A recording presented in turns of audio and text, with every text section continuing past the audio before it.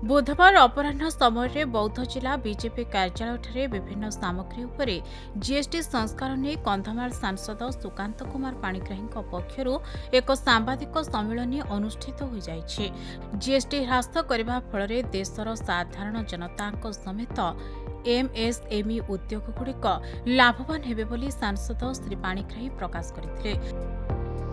उक्त सांबादिक सम्मेलन में जिला बीजेपी सभापति प्रेमानंद मिश्र, पूर्वतन सभापति विप्रचरण महांती, साधारण संपादक तापस कुमार पट्टनायक, राजकुमार मेहर उपस्थित थिले। जीएसटी 2.0 संस्कार मान्यवर यशस्वी प्रधानमंत्री नरेंद्र मोदी जी मो अर्थमंत्री श्रीमती निर्मला सीतारमण को नेतृत्व में जो भाव में संस्कार आनी गरीब कृषक महिला युवक एवं समाजर सब वर्गर लोक समस्त टिकस रिहाती आनी जो कारण इकोसिस्टम को ओडिशार डबल इंजिन सरकार रे ये इकोसिस्टम को ठीक करिवो एवं विकास धारा को त्वरान्वित करिवो। विकसित भारत वर्ष पई मूलधुआ हिसाब याकू एक प्रकार मान्यवर मोदी जी जो भूमिका नहीं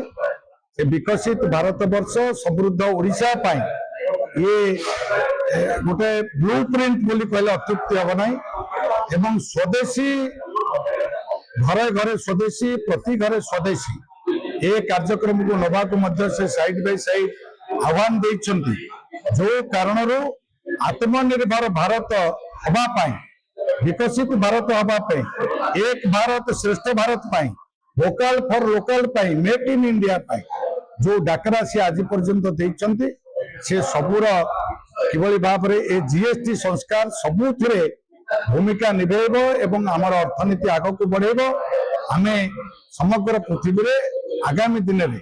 2047 मसीहा सुधा जो लक्ष्य रखीचे एक नंबर अर्थनीति रे पहुंचा निश्चित भाव में आमे सफल हबा। बौद्धरू जयानंद मिश्र रिपोर्ट, खबर ओडिशा।